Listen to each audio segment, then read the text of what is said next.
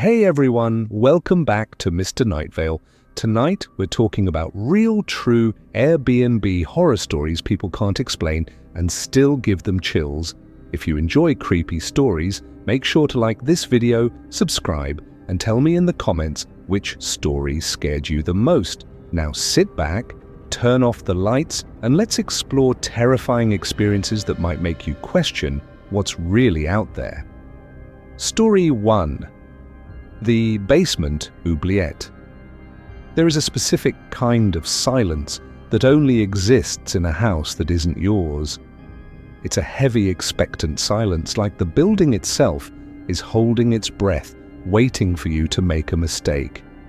I've owned an Airbnb property in a secluded, foggy corner of Georgia for 6 years, and I thought I knew every creak and groan of those floorboards. I thought I was the master of that domain. I was wrong. Being an Airbnb host started as a dream of passive income. But by year 5, it had morphed into a grueling second job. The house was a beautiful, isolated colonial, the kind of place people rent to get away from it all. The problem with places that are far away from it all is that help is also far away when things go south. The booking came in on a Tuesday for a Thursday night stay. The profile was Caleb and Sarah, a glowing young couple with a high rating. Their message was standard: celebrating our anniversary, looking for peace and quiet. I sent them the digital keypad code and went about my life. At 9:15 p.m. on Thursday, my phone didn't just ping, it shrieked. A text from Caleb: "Emergency, water is dead, we can't stay here." When I called him, his voice was the first red flag. It wasn't the voice of a frustrated vacationer. It was flat, monotone. It sounded like someone reading a script. "The taps are dry, man. We're in the middle of a desert here. You need to come now."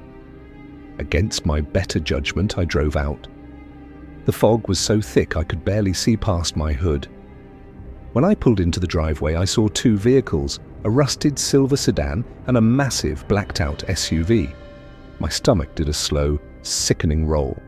Why 2 cars for a romantic getaway? And why was every single light in the house on? The colonial looked like a glowing lantern in the mist, every window a bright, staring eye. I entered the house. The heat was cranked up to 80 degrees. The air was stifling. "Caleb? Sarah?" I called out. No response. The house was eerily clean, too clean. There were no suitcases, no jackets, no wine bottles, just the smell of industrial-strength bleach. I headed for the basement door. As I opened it, the darkness from below seemed to pour out like a liquid. I flicked the switch. Nothing. I pulled out my phone, the flashlight beam cutting a weak path through the shadows. I descended. The basement was a graveyard of old furniture and cobwebs. I reached the main water line. My breath hitched in my throat. The heavy iron valve hadn't broken. It had been intentionally turned off and then locked in place with a heavy-duty bike chain. Thud. The basement door at the top of the stairs slammed shut.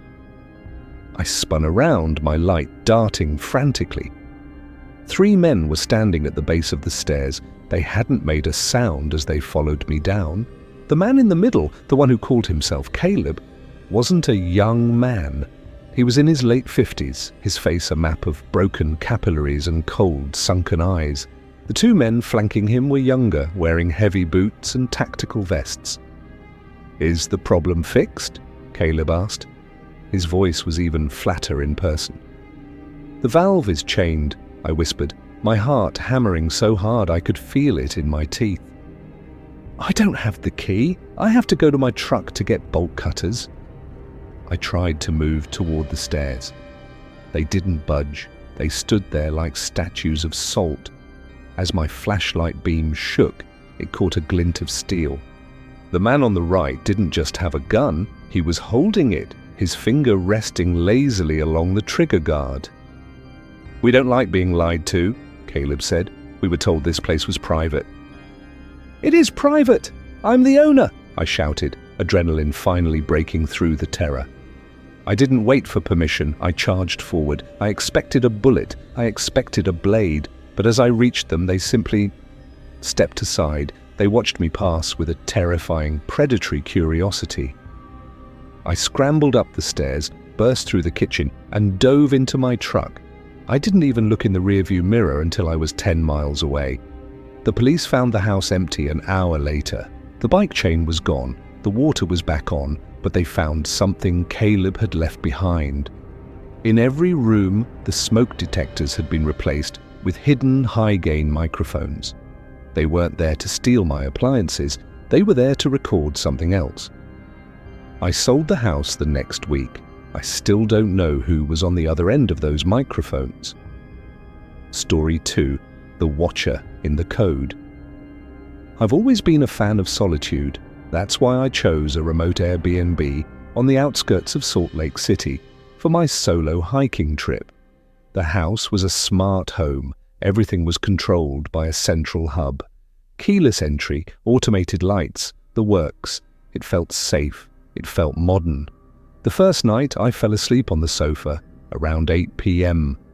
I woke up at midnight to a sound like a wet cloth being dragged across glass. I sat up, my heart racing. The TV was static. The front door, the one I had confirmed was locked via the app, was wide open. The desert wind was howling through the living room, knocking over a vase on the entry table. I grabbed a steak knife from the kitchen. I checked the app on my phone. Status: locked. My blood turned to ice. The app was lying to me. I searched the house. Nobody. I closed the door, manually turned the deadbolt, and pushed a heavy armchair in front of it. I didn't sleep. I sat in the bedroom, staring at the door handle. At 4 a.m., the smart speakers in the bedroom turned on.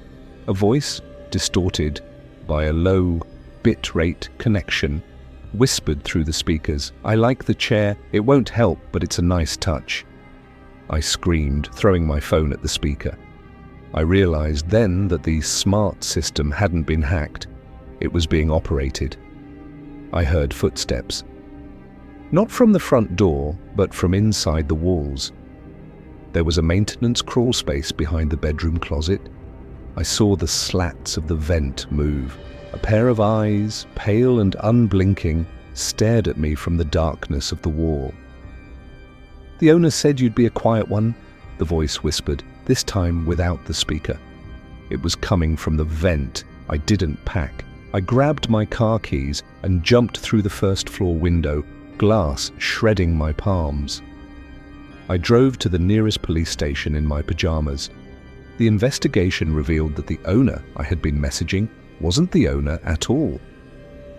A squatter had intercepted the Airbnb listing, redirected the payments, and had been living in the crawl spaces of the smart home for months, using the home automation to gaslight and terrorize female solo travelers. The police found a nest in the walls filled with photos of previous guests, all taken while they were sleeping. Story 3. The Toll of the Bell. The doorbell didn't just ring. It chimed a melody I'll never forget. Ding Dong Dell. I was staying in a city duplex, a temporary stop before moving to my permanent apartment. It was 11 p.m. When the bell rang. I looked through the peephole. 2 men in high-visibility vests stood there. "Utility check. Gas leak reported in the unit," one said. "I'm small, I'm alone, and I'm not stupid." "I didn't call for a check," I shouted through the door. "Call the host." We did. He's the one who gave us the master code. "Open up, or we have to kick it in for safety." They started punching numbers into the keypad. Beep, beep, beep. Error. I felt a surge of triumph until I heard the whispering. "The girl changed the master. Get the kit." I ran to the back of the house, but the duplex was a cage. The windows were barred. I looked through the kitchen blinds and saw the utility truck. It wasn't a truck. It was a van with no plates, and there weren't 2 men, there were 6, all donning balaclavas and holding crowbars. They didn't use the crowbars on the door, They went for the gas line outside. I smelled it instantly, the thick, sulphurous stench of natural gas. They were flooding the house. They weren't trying to get in, they were trying to smoke me out. "Come out, little bird," a voice laughed from the porch, "or stay and go to sleep forever." I crawled into the bathtub, covered myself in wet towels and called 911. I could hear them laughing outside, tapping on the windows with their metal bars. Tink, tink, tink. The gas was making me dizzy. My vision was blurring into dark spots. Just as I felt my consciousness slipping, I heard the most beautiful sound in the world, the roar of a high-performance engine and the scream of a siren. The utility crew vanished into the night. The fire department broke down the door and dragged me out just before the gas levels reached an explosive concentration. The police told me this was a new tactic for cleaning crews, gangs that scout Airbnb calendars to find when a single person is staying. They don't just rob you, they take everything, including the person. I don't stay in Airbnbs anymore. I stay in hotels with 24-hour security and heavy steel doors, because sometimes the home in Airbnb is just a place to die,